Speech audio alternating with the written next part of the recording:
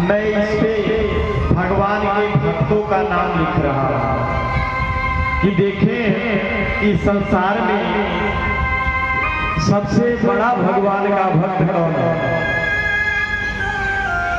अम्बरीश जी को जिज्ञासा हुई कि देखें इसमें मेरा नाम है कि नहीं है।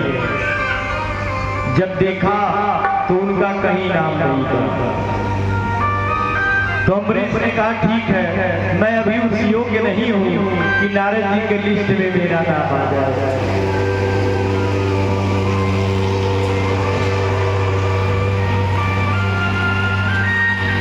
तो महाराज नारद जी तो चले गए। एक दिन फिर आए, अब की दूसरे रंग का पुस्तक लेके आए।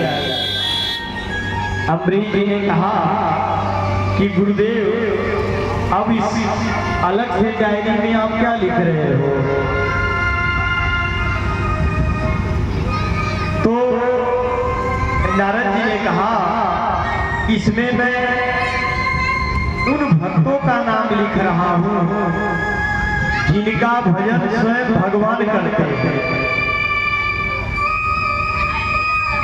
तो उस डायरी को लेकर के जब अम्बरीश जी ने देखा तो एक नंबर पे पहले स्थान पे उसमें अम्बरीश जी का नाम लिखा हुआ। ऐसे भगवान के भक्त हैं महाराज कि जिनकी भक्ति भगवान करते हैं और उनकी सुरक्षा के लिए भगवान ने सुदर्शन जी को वहीं पे ड्यूटी पे लगा के रखा था भक्त की रक्षा के लिए। एक बार अम्बरीश जी एकादशी व्रत आने पर जमुना जी के किनारे अपना स्थान बनाया था ठहरने का। इन्होंने बहुत सारे ऋषियों और ब्राह्मणों को वहां एकत्रित किया था। और इधर एक दिन देवताओं में चर्चा हुई, ऋषियों में ब्रह्म सभा हुई कि इस दुनिया में सबसे बड़ा भगवान का भक्त कौन है। तो नारद जी ने तुरंत हाथ उठा के बोल दिया कि अम्बरीश के जैसा भक्त इस पृथ्वी पर दूसरा कोई नहीं है। इतना सुनते ही दुर्वासा जी क्रोध में आ गया। अरे हम लोग ब्राह्मण हैं, तपस्वी हैं, हम लोगों का कहीं नामो निशान नहीं और वो छत्री होते हुए भी कैसे बड़ा हो सकता है। मैं नहीं मानता इस बात को। नारद जी ने कहा तुम जाके परीक्षा ले लो। दुर्वासा जी ने कहा भक्त परीक्षा की ले आशा उग्र तपस्वी ऋषि दुर्वासा पहुंचे अम्बरीश के पासा। पहुंच गए। अम्बरीश जी ने स्वागत सत्कार किया। अगला दिन जब आया तो अम्बरीश जी ने देखा कि द्वादशी बहुत कम समय के लिए है उसकी। जैसे कभी क्या होता है कि एकादशी उदय तिथि के अनुसार सूर्योदय के बाद भले ही 5 मिनट का है एकादशी, तो शुद्ध एकादशी में एकादशी व्रत किया जाता है।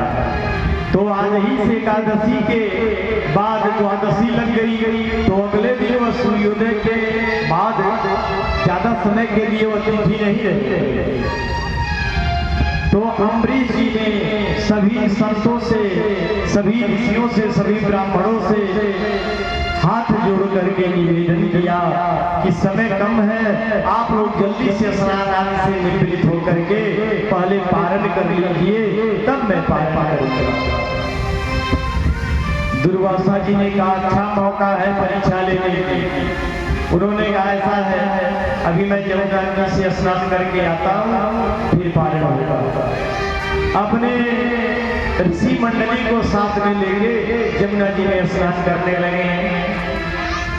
पहले तो कम ही समय में नहा लेते थे, आज खूब जटाओं को खोल खोल के आराम से नहा रहे हैं।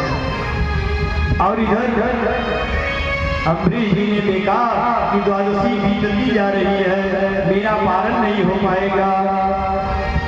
तो अम्बरीश ने हाथ जोड़ करके ब्राह्मणों से, ऋषियों से निवेदन किया कि बताइए मुझे क्या करना चाहिए। सभी ब्राह्मणों ने विचार करके कहा कि आप जो है तुलसी और भगवान के चरणोदक से पारण कर लीजिए, बाद में और जो है करके रहिएगा। तो ब्राह्मणों की आज्ञा लेकर के उन्होंने जल से पारण कर लिया।